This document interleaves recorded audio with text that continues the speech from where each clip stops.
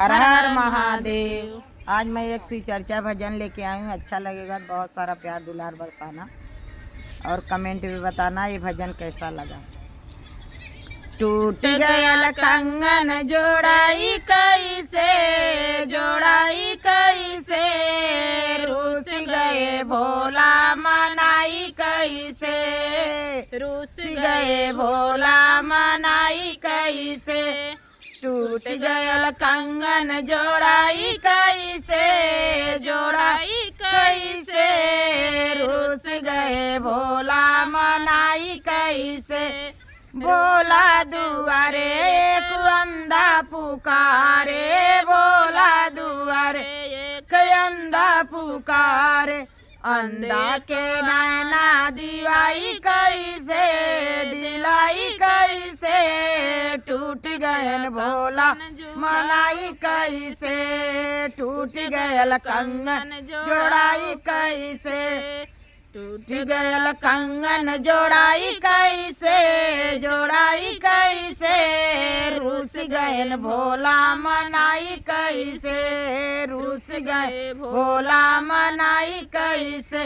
भोला दुआरे एक बाजिन पुकारे, भोला दुआरे एक बाजिन पुकारे।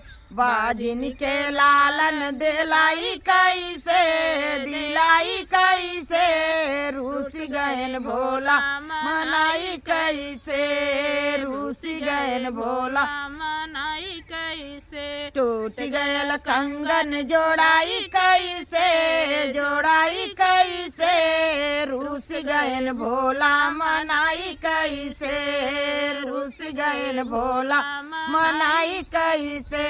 भोला दुआरे एक लंगड़ा पुकारे, भोला दुआरे एक लंगड़ा पुकारे।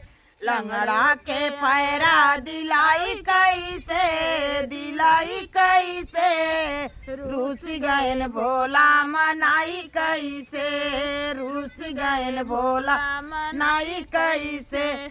टूट गयल कंगन जोड़ाई कैसे, जोड़ाई कैसे, रूस गयल भोला मनाई कैसे, रूस गयल भोला मनाई कैसे। भोला दुआरे एक निर्धन पुकारे, भोला दुआरे एक निर्धन पुकारे।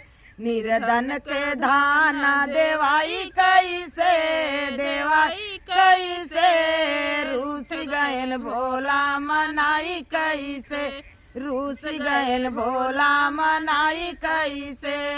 टूट गयल कंगन जोड़ाई कैसे, जोड़ाई कैसे, रूस गयल भोला मनाई कैसे, रूस गयल भोला मनाई कैसे।